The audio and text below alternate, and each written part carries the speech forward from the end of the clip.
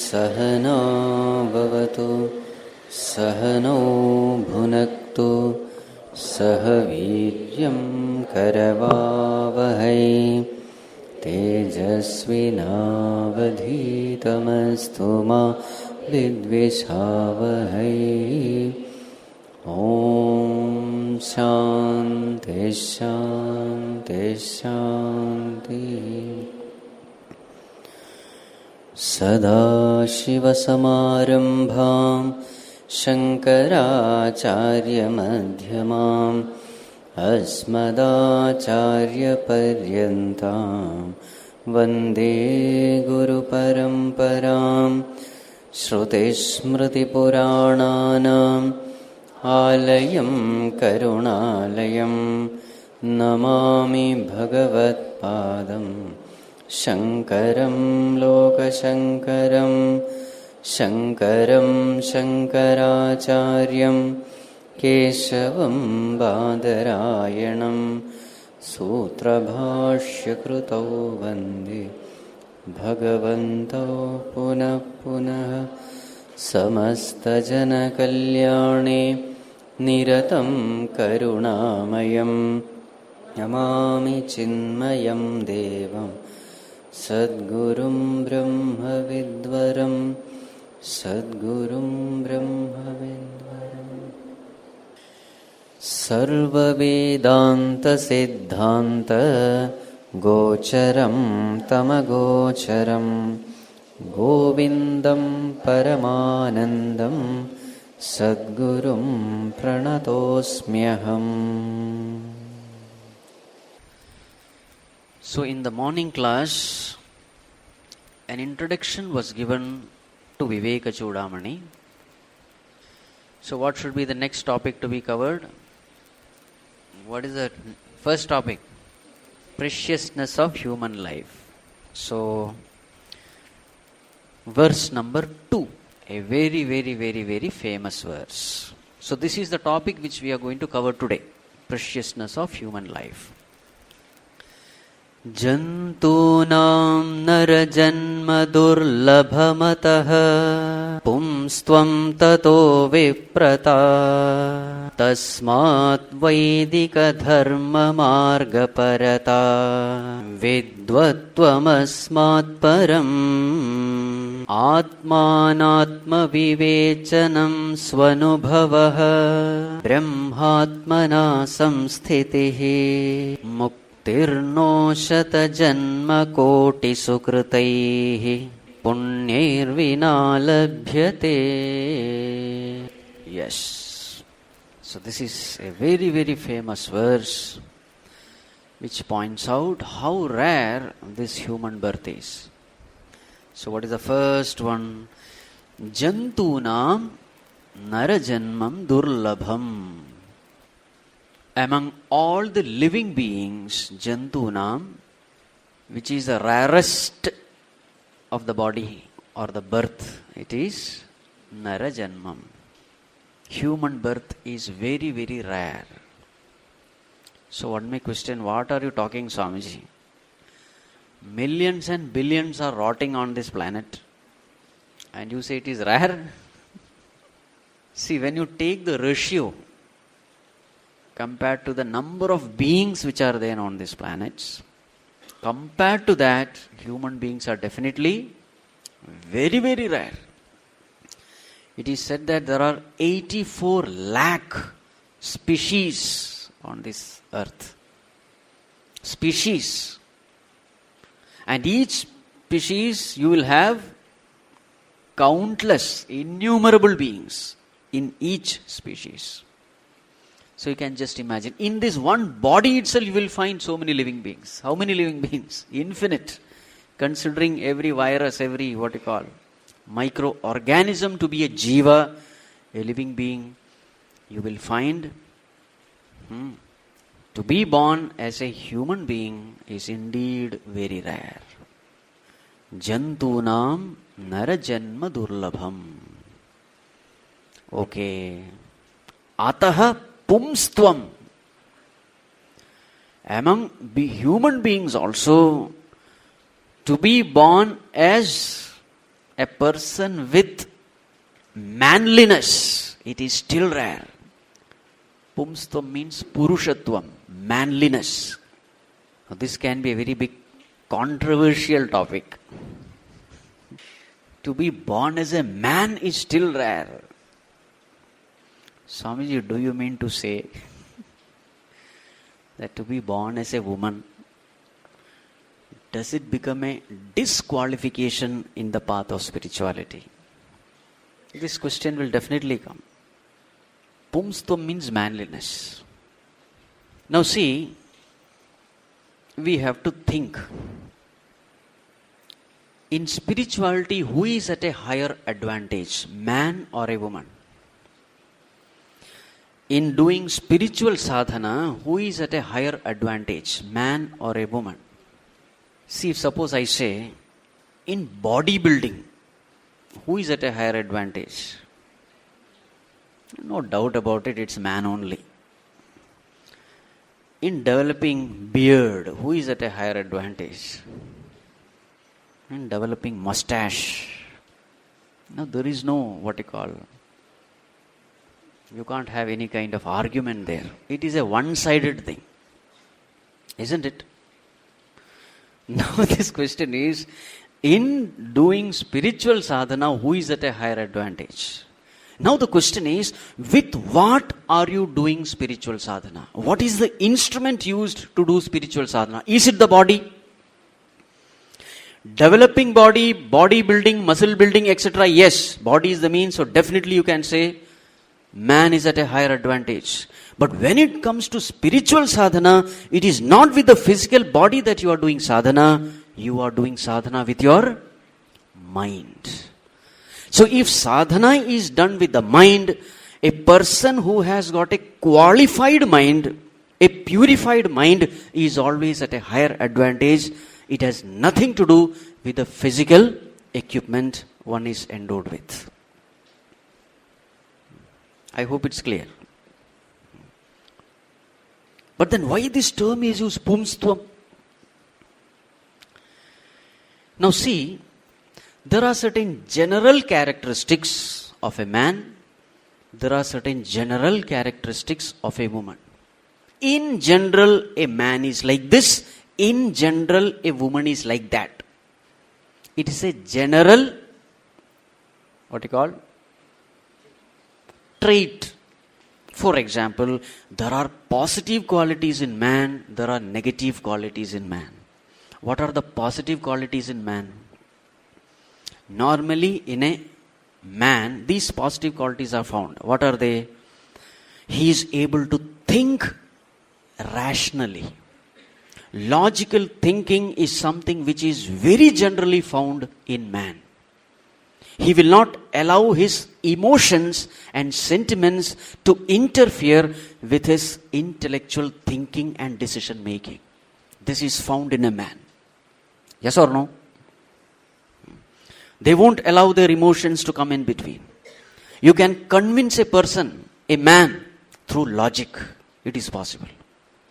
Generally, please remember the term generally, because there are people in man's body with woman trait also. The reverse also true. So this is one very great positive quality in spiritual sadhana. The ability to think rationally, the ability to think logically, and not allowing your intellect to be affected by your emotional mind. This is a positive quality generally found in man. And what is the negative quality found in man? Soft emotions are always missing in him. He is normally egoistic. He will not bow down to anyone. And ego is a great villain when it comes to spiritual sadhana. So these are the negative traits found in man.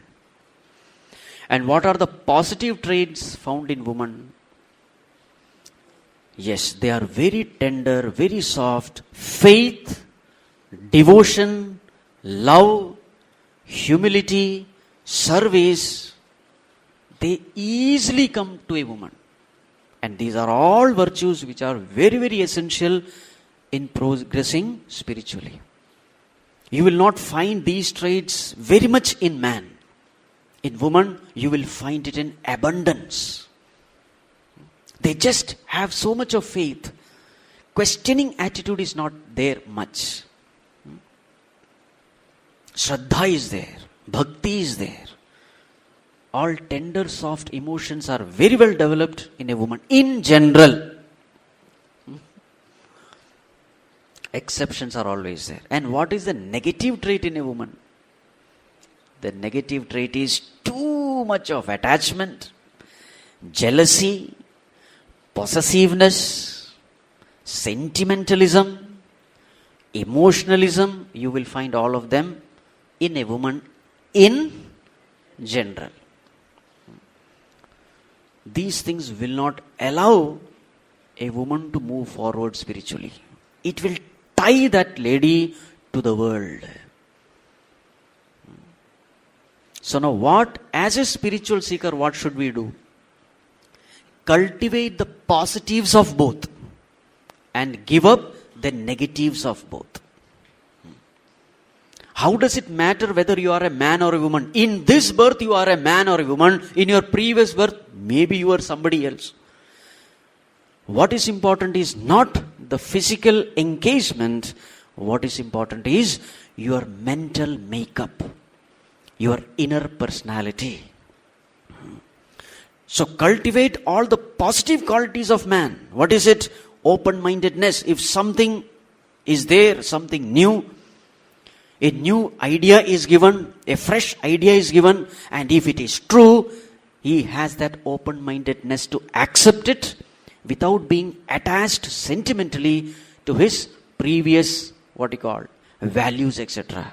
Old values, inclinations, samskaras. He is able to give it up and take up the new one. He is able to logically think. That quality let us develop. And that quality is what is mentioned here as Pumsattvam.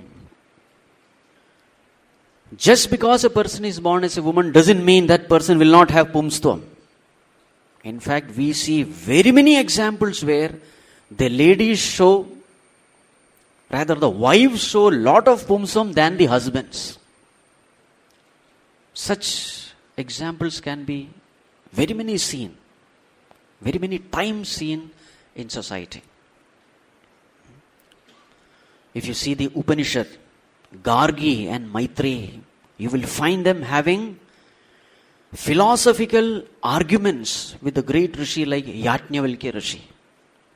There are so many such examples where you will find all these qualities very much present in woman. So this clarity has to be there. In spiritual sadhana, the most important instrument is the mind. So let us develop the qualities of the mind rather than worrying about the nature, gender, the nature of the body. Body has no much role to play. Later on you will find sadhana chatushtaya sampati, the qualification of a spiritual seeker, everything is related to the mind only. So therefore, Pumsattvam means that ability, that open-mindedness, because of which one is able to logically think and accept the ideas presented in the scriptures. Right. So, being born as a human being is very rare. But again, being born with an open-mindedness, the ability to think rationally, that is still rare. Tataha Pumsattvam. Still rare is Vipratā. Tato Vipratā. In this world you will find, so here Vipratā means what? Vipra means, who is a Vipra? Literally it means Brahmanatvam, Vipratā. So Vipra means a Brahmana. Now the question is, who is a Brahmana? So literally it means the one who is born in a Brahmana family. What is so great about being born in a Brahmana family? See, it is something like this. In those days, small children, they were sent to Gurukulas, isn't it? They had this Upanayana ceremony. And especially if the child is born in a Brahmana family, he has lot of exposure to everything good in the society. So he is sent to Gurukula. There the Guru teaches him Dharma Shastras. What is right, what is wrong, what is Dharma, what is Adharma, everything he gets a very good exposure. So here Vipratā means being exposed to the scriptural injunctions, Dharma Shastras. Being exposed to the right way of living. Being exposed to the knowledge regarding the right way of living. Dharma Shastra. So at a very young age, maybe this child is exposed to, what are the teachings? Satyam Vada, Dharmam Chara, Matrudevo Bhava, Pitrudevo Bhava, etc. So in the Gurukulas only Dharma Shastras are taught, not that Brahma Shastra, no. Brahma Satyam, Jagan Mithya, all those things are not taught. Only the values are taught in Gurukulas.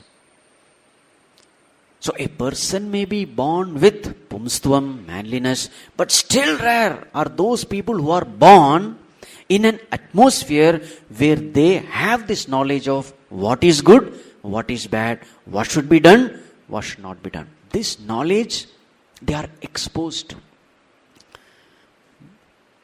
So it need not necessarily mean Brahmana children. What it means is born in a cultured family, in a cultured society where he is exposed to noble ones in the society. Maybe as a family member or in the society. So this person knows what is right, what is wrong.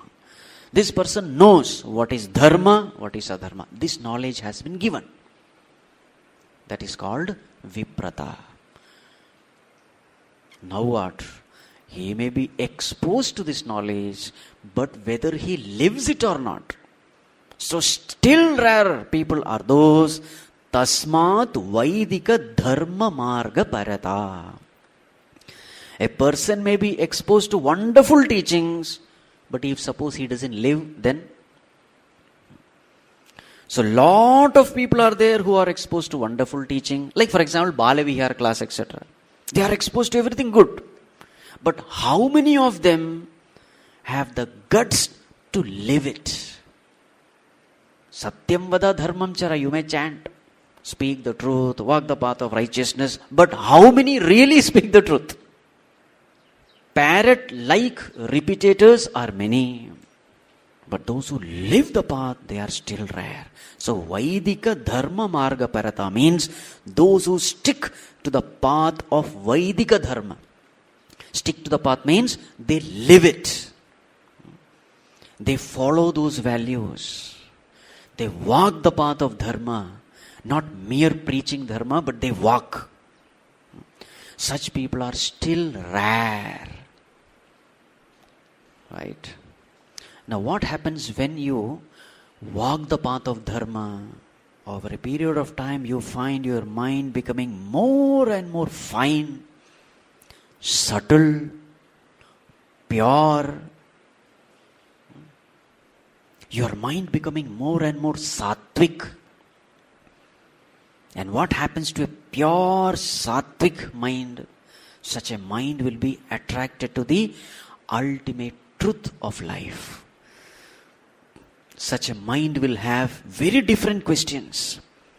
An impure mind's question will be how to make money, how to indulge in pleasures, how to cheat others, how to have a comfortable life, all the comforts and conveniences. This is the way in which a gross mind thinks. But as the mind becomes purer and purer, because this person is walking the path of dharma, such a mind starts having a different set of questions. And what are those questions? Where have I come from? What is the purpose of life? Is life merely getting some education, some job, marriage, children, grandchildren, babysitting and finished? That's all? Or is there something else? Now this kind of questions will not come to a gross mind. It will come only to a highly purified mind. Purer the mind, lighter the mind. Lighter the mind, higher the mind goes. Anything lighter has to go higher. So the mind also starts thinking in these kind of lines. What is this life? Why so much of misery? Is there something called God? If at all He is there, where is He? Who is He?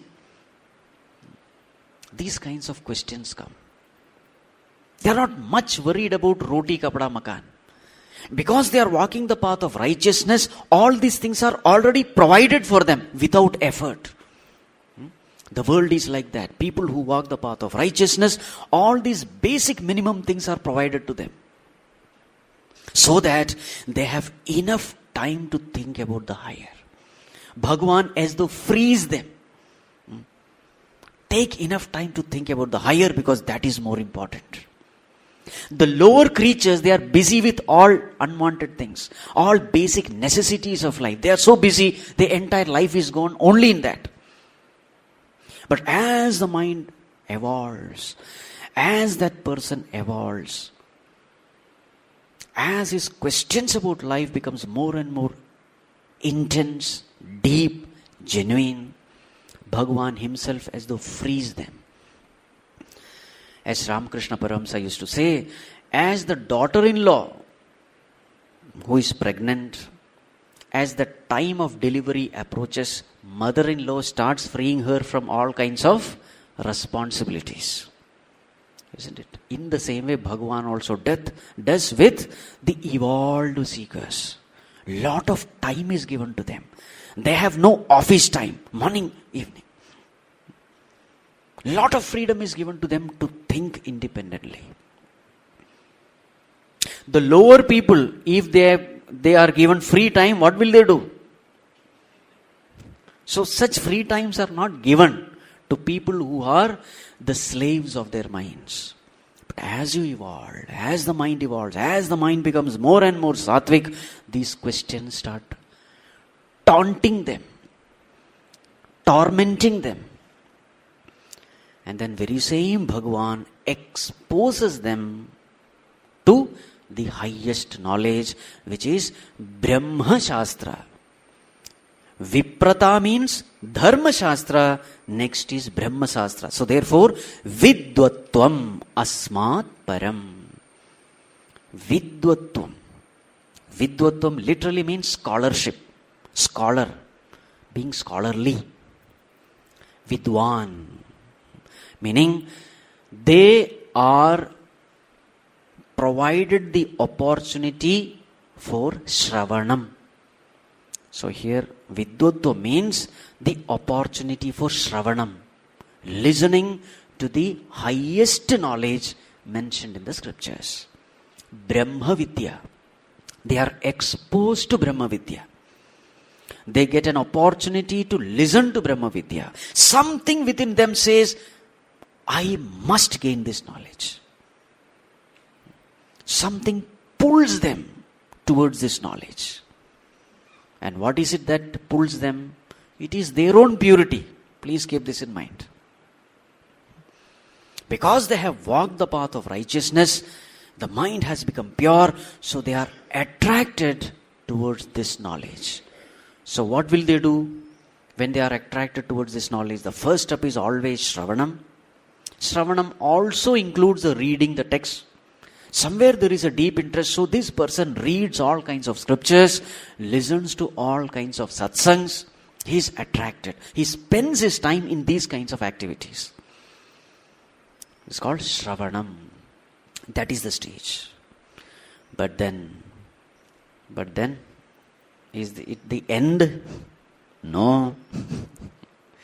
Shravanam is easy, but still more difficult is Mananam. So the next term, Atma Anatma Vivechanam, which is the stage called Mananam.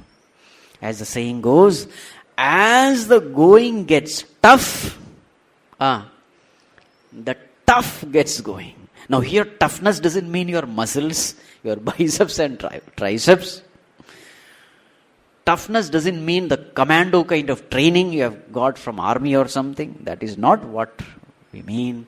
Here, the qualification is in terms of purity of mind.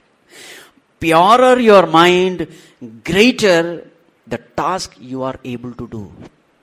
Shravanam is easy, you have to just sit and listen and pay attention. Mananam is still difficult. You have to independently think. Whatever has been told, you have understood it, and now you are sitting and thinking on it, ruminating on it, contemplating on it, reflecting on it. In this stage, you need tremendous amount of control over mind. Because left to itself, we know the mind generally has the tendency to go towards the world. So in Mananam, you are not listening. There is no support for the mind. You are sitting and contemplating on all those things which you have listened. And in this process of Mananam, lot of clarity comes to you. Lot of doubts are removed. Slowly the information you have gathered through Shravanam, that information becomes conviction. So through Mananam, doubts are gone. So what we say is Shravanena Ajnana Nivrittihi Mananena Samshaya Nivrittihi. Samshaya is gone. Now what kind of contemplation he is doing? Atma Anatma Vivechanam. This Vivechanam is nothing but Viveka. Discriminating between Atma and Anatma. All those topics will come later. So here this person is able to contemplate, is able to reflect, is able to think. Mind is available. Why mind is available? Because it's a pure mind. Otherwise we are caught up in likes and dislikes, raga, dvesha, kama, krodha. When that mind is filled with all this, what kind of reflection is possible? Nothing is possible. But this person is free from all such kinds of addictions, bad habits, worrying habits. All negativities are not there. So mind is available for higher contemplation. So a stage comes when he becomes free from all kinds of doubt. Now he is convinced that this is the ultimate path. There is no doubt. This is the goal to be reached. There is no doubt. So such a person who has successfully gone through Manana stage, he is able to think on the same subject from various angles. He is able to answer any question. All those abilities he will be able to exhibit. Whereas a person who has done Shravana only, he will be able to parrot-like repeat what the teacher has said. Because he has not done any kind of independent reflection. Clarity is not there. He is like a railway track. What has been told, the same terms, the same ideas, the same viewpoint, he will just express. That is the result of Shravanam. But the person who has done Mananam, he is able to creatively think, creatively put ideas, creatively he is able to contemplate on it.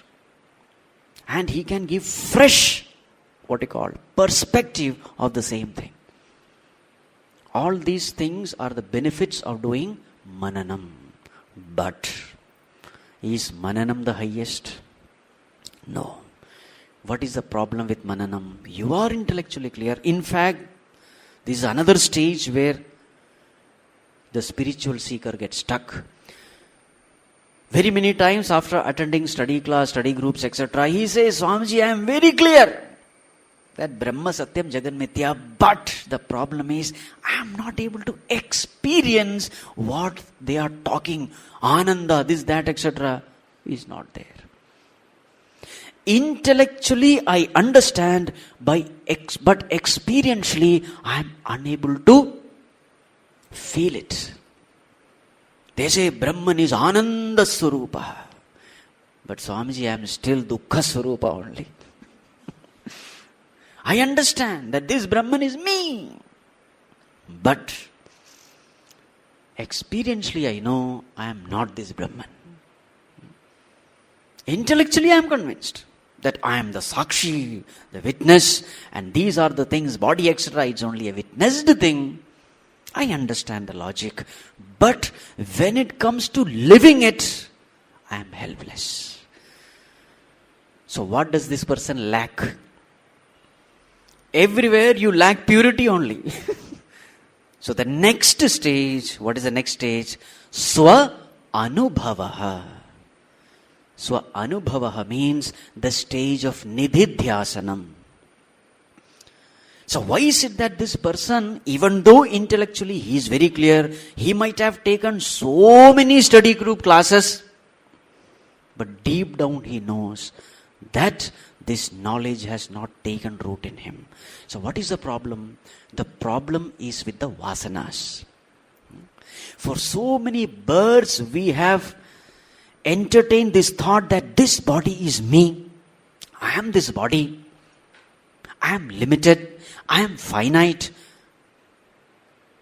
All these thoughts are always there in the mind. So this vasana has become so deep-rooted that mere intellectual conviction alone is not able to solve the problem. What has to be done? Vasana has to be removed. You have to replace the Deha Vasana with Brahma Vasana. You have to replace the Deha Vasana, which is a habit. What is a habit? When you repeat a thought for a long period of time, that thought becomes as though your nature. It becomes your swabhava. So in the same way, the body vasana has become my swabhava in such a way that in every thought, in every word, in every action, this, what you call foul smell of Deha Vasana is expressed. So what should be done? This Deha Vasana, this thought has to be replaced by Brahma Vasana. I am Brahman. It takes a long time. Shravana is easy. Manana is more difficult. Nididhyasana is the most difficult and time consuming one. It takes a lot of time. From the very depth of your personality, you have to uproot this misconception about yourself. It takes time. Swa-anubhavaha means the conviction becomes transformation. So what is the end result of nididhyasana? The end result of nididhyasana is, how does it express? I am Brahman is not just an intellectual idea of the intellect. It is your experience. You slowly get a glimpse of the higher. A glimpse. Now and then light comes. A flicker. And because of this now and then light, you are inspired to put forth more effort. You are inspired to put forth more time. Now and then you experience that infinite joy of the self. And as you experience it, you are clear that yes, at last the light at the end of the tunnel is seen. And slowly your priorities in life starts changing. You have more and more time for meditation. You have more and more time for yourself. All the other things which can win you, wealth, pleasure, this, that, etc., you keep it aside. Because this higher joy is highly intoxicating and fulfilling. Now that you are seeing results in the form of peace, in the form of joy, in the form of fulfillment, as you start seeing the result, you start putting forth more and more of your time into it. Because you crave for more and more peace. This craving will not allow you to sit quiet. Slowly the priorities in life change. And as the nididhyasana becomes deeper and deeper, you will clearly find how the negativities of the mind also go away. One sure sign of the result of nididhyasana is the way you handle situations, there is a remarkable change. Earlier you used to negatively react to the situation, now you are positively responding to the situation. Any situation you are able to handle it beautifully well, in such a way that your peace of mind is never obstructed. Your peace of mind never goes. So before situation you are peaceful. During handling the situation also you are peaceful. After handling also you are peaceful. You become wise. You become mature. Peace becomes your nature. All the negativities of the mind go away. So at the emotional level, you clearly see the difference. If these signs you are seeing, understand that the spiritual knowledge is taking root in you. Also, there is a remarkable change in the way in which you look at yourself. Once upon a time, unquestioningly, you used to look at yourself as the body. There was no question or doubt. But slowly, what happens? You start observing the body as though it is a part of the world. There is a perfect objectification. There is a distance between you and your mind. There is a distance between you and your body. There is a distance you clearly see. And naturally, therefore, the ego weakens. And because the ego weakens, all the negativities related to the ego also slowly disappears. So all these changes you start seeing within yourself. Remember, it is a very silent evolution. Nobody knows these things. What others are seeing is only your physical body.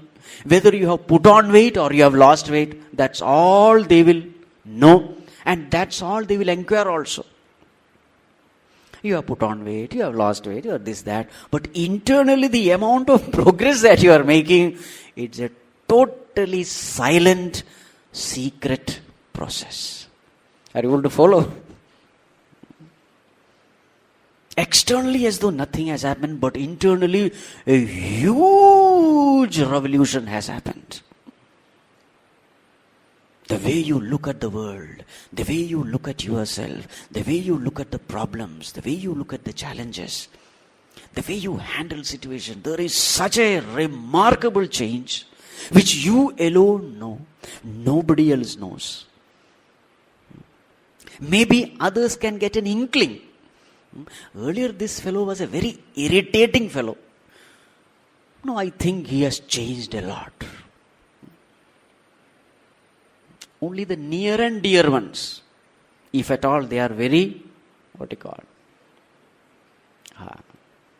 observing, then they will know. Otherwise it's not possible. But you clearly know it. 5 years back how I was, and now I am. Isn't it? How miserable I used to be while handling the situations. Now how I handle the same situation in a totally different way. So these are all the, changes that you see as the nididhyasana becomes deeper and deeper. It becomes swa-anubhava. It is not merely intellectual understanding. It is an experiential knowledge, swa-anubhava. But as you are in the path of sadhana, these come as virala chintanam. What is virala chintanam? Care of which text? Upadesha Sara. Now and then getting a glimpse of the higher. That is called virala chintanam. Like an impulse. When it comes, we don't know. Slowly the impulse become steady at the higher end. Virala chintanam becomes sarala chintanam. Continuous, uninterrupted, steady, spontaneous, effortless abidance in the truth. And that is what is mentioned in the next term, Brahmatmana samsthitihi. When you do this nididhyasana for a long time, slowly, the mind becomes firm, becomes established in that higher reality, in that higher truth. Samsthitihi, firmly rooted. In what? Brahmatmana. Brahma is me, myself. Brahman is none other than me. I am Brahman in this experience. It is not just sthiti, it is samsthiti, firm abidance. Just as today we know ourselves as I am man, I am woman, it is firm. Even in dream also you see the same gender. To that extent it has become firm. In the same way, this firm, what you call knowledge, that I am Brahman, it becomes so firm that you can never fall from it. So then we say that person has become Jīvan-mukta, liberated while living. So Brahmatmana samsthitihi means the state of Jīvan-mukti. He is liberated. Identification with the BMI is totally gone. Now he knows himself as pure consciousness, which is Sat Chit Anand. Then what? Now what is the next term? Muktihi. What is this mukti? It is Videha-mukti. As long as you are alive, yes, you are Mukta Purusha, but the prarabdha of the body is continuing. When the prarabdha of the body is ended, body has to be dropped, but as far as this person is concerned, nothing has happened. Because he was never identified with the body. His identification was always with the consciousness, and the consciousness has no death. Death is only for the body, so it is just what you call a drop of the garment, not the drop of the self. The dropping of something insignificant, something which is secondary, something which is incidental, not very important. Then we say that person has attained the state of Videha-mukti. No more the body. So what are the different stages? From the beginning. What is the first one? Jantunam narajanmam. Yes. Durlabham. Being born as a human being. Still rare is a person who is born with manliness. Still rare is a person who is exposed to the what you call right teachings of Dharma Shastra, the do's and don'ts, the moral values. Still rare are those who walk the path of Dharma. And because of walking the path of Dharma, very rare few, after having purified their mind, they are attracted to this knowledge. The spiritual knowledge, the Vedantic knowledge, the Upanishadic knowledge. They are able to do Shravanam. And still rare are those people, after having Shravanam, they develop the ability to do Mananam. And that ability comes from purity of mind. Remember, greater the purity, greater the ability, greater the strength. In spirituality, this is the equation. Your strength depends upon your purity. Bas. So because of that purity, he is able to do Mananam. And still rare are those people who can do nididhyasanam, because of which that person is able to experience the oneness between himself and the Supreme Lord. So after that stage of nididhyasanam, firm abidance in the truth. And then the last stage, Videha-mukti. In fact, Jīvan-mukta and Videha-mukta, there is no much difference. The only thing is, it is just a matter of time now to drop the body.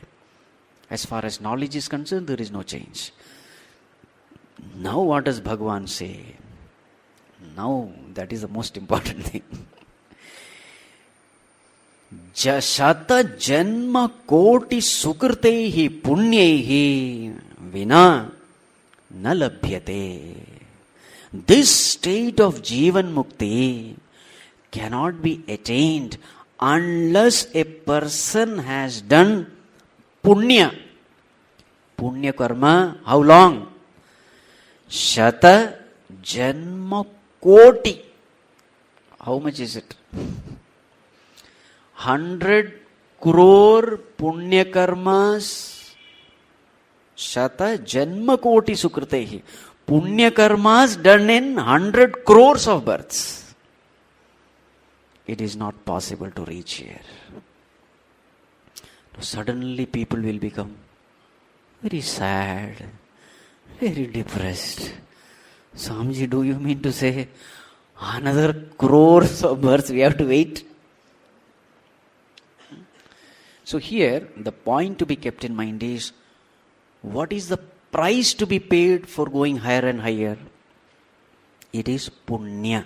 Punya always is expressed in the form of purity of mind.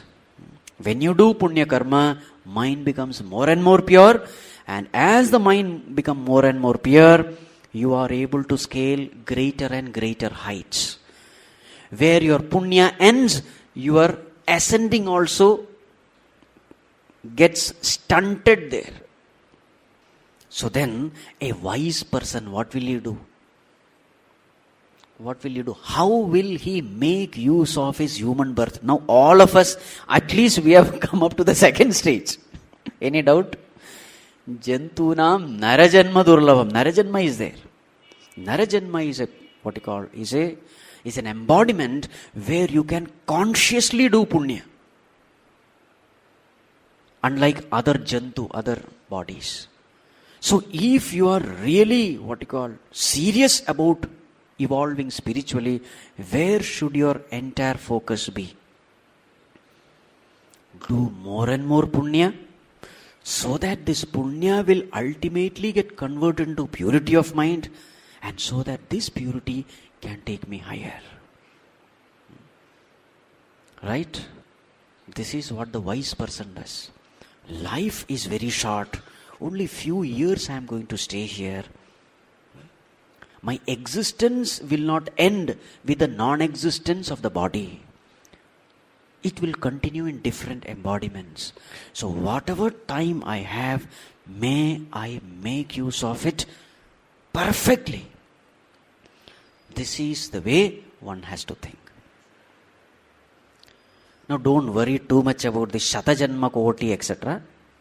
The very fact that we are all here in this auspicious place, the very fact that somewhere deep down within we are attracted to this kind of knowledge, that itself shows that all those Shatajanma Koti and all is over. If you really work hard, even this Janma itself can be the end. But, yes, there is a price. For everything there is a price. 2-star hotel, 3-star hotel, 5-star hotel, 7-star hotel. What makes the difference? There is a price to be paid, isn't it? Here also there is a price. And the price is not in terms of your dollar or your pound. It is in terms of purity of mind, which can be gained through punya karmas. Okay? So there is nothing to be dejected by reading this. The only thing is, let us put forth effort in this direction further. If we are really serious about scaling greater heights. Now the next verse is also in the same line, verse number 3. Durlabham trayamevaitat devanugraha hetukam Manushyattvam Mumukshuttvam mahapurusha samshrayah. Yes, Durlabham Trayam Evaitat. These three are very, very, very rare. And if at all a person gets this, know for sure, Deva Anugraha Hetukam. If at all a person gets these three, know for sure that it is because of the grace of God. Otherwise he won't get it. What are the three? Manushyattvam, being born as a human being. Second one, Mumukshuttvam, the intense desire for liberation. And the third, Mahapurusha Samshrayah. He has an intense desire and there is somebody to show him the way. Mahapurusha means, Samshraya means one who has come under the, protection, Ashraya of a Mahapurusha. What is Mahapurusha? Not a big man. Not big man, but Mahapurusha. Who is a Mahapurusha? The one who has gained this knowledge. That person who has become a Jīvan-mukta. Such a person is called Mahapurusha. So, coming in contact with such a Mahatma, very many times what happens is we come in contact with, we don't know that is a Mahatma. Because this internal transformation is so silent and so deceptive that a person who is fully blossomed, he appears more ordinary than an ordinary man. So therefore you miss it. So these three are the most important. Manushyattvam, we already have. Mumukshuttvam, we have to see whether we have it or not. But if you have Mumukshuttvam, the third is definitely guaranteed by God. What is it? Mahapurusha Samshraya. So it is again self-effort only. Bhagavan has blessed with Manushyattvam. Mumukshuttvam is something we have to create through our own self-effort. Mahapurusha Samshraya again Bhagavan will give. So there is a role to play with regard to self-effort. So here Bhagavan says, if a person has these three, he is the most blessed one. Because it is as though Bhagavan is directly showering his grace upon this person. What is the way in which we think Bhagavan's grace? See, each person has his own definition of how, whether he is blessed or not. So normally we hear people saying, Bhagavan is so kind, he has been so gracious. I have been blessed with this and that. And everything will be something related to material thing. This job, that house, marriage, children, this, that, etc. But really speaking, the true blessing of Bhagavan is this. Why is this true blessing? Because this will definitely put an end to birth-death cycle. No doubt about it. There is an intense desire in the seeker to get liberated, and there is a Mahatma who can show him the way. What else is needed? And he has the equipment, the human body, to do that sadhana. What else is needed? Desire is there, guide is there, the instruments are there. Bas, finished. So Bhagavan Shankaracharya says, such a person is the most blessed one. Now the next verse, verse number 4. Labdhva kathanchin narajanma durlabham tatrapi pumsattvam shruti paradarshanam yastvatma muktau nayate tamodhadhihi sahyatmaha swam vinihanti asadgrahat. Suppose there is a person, labdhva kathanchit, somehow or the other. what did he get? Narajanmam, which is durlabham. Some punya he did, because of which he got this Narajanma. Tatrapi Pumsattvam, that manliness, open-mindedness to inquire into the truth, that also he got. Shruti Paradarshanam, he is exposed to this Vedantic knowledge also. But then, yastu Atma Muktau Nayateta, but the one who is not striving for mukti, liberation, such a person is mudha-dhihi. He is a fool. Atmaha, he is committing suicide. Swam vinihanti asadgrahat, holding on to the unreal, he is killing himself. There is no greater fool than him. He is literally committing suicide. Such a wonderful opportunity he has missed. Now there is no guarantee. In this birth, fine, human birth is given. Next birth, whether a person will be born as a human, there is no guarantee. Because what kind of karma is going to fructify, we don't know. What part of sanchita is going to fructify, all these karmas will come later. What part of sanchita karma is going to fructify, we don't know. So there is no guarantee whether a person will be born in the human form. So he has literally committed suicide. So with this topic is over. So what is the message of this topic? The message is, now we are all blessed with this human birth and the knowledge also. Let us strive hard. Don't worry about the result. Let us strive hard. At least because when you strive hard, Bhagwan comes to know, okay, this person is interested in knowledge. Therefore, I must give that person knowledge. What you desire, you get. This is a law of life. So why not desire this? The purpose of studying is giving a direction to our desires. Over a period of time, these desires will become more and more intense, like the Ganga flowing.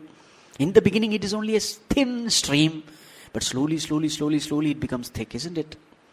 In the same way, when we study the scriptures, we know what to desire in life. Then it's just a matter of time. The desire becomes intense, and because the desire is intense, naturally you will be in an embodiment where your desires will be fulfilled. So let us all desire this as the ultimate goal of life. Next, the topic is qualification of a student, which we will take up in the evening session. Om Sarve Bhavantu Sukhinah, Sarve Santu Niramayah, Sarve Bhadrani Pashyantu, Ma Kaschid Dukkha Bhag Bhavet. Om Shanti Shanti Shanti.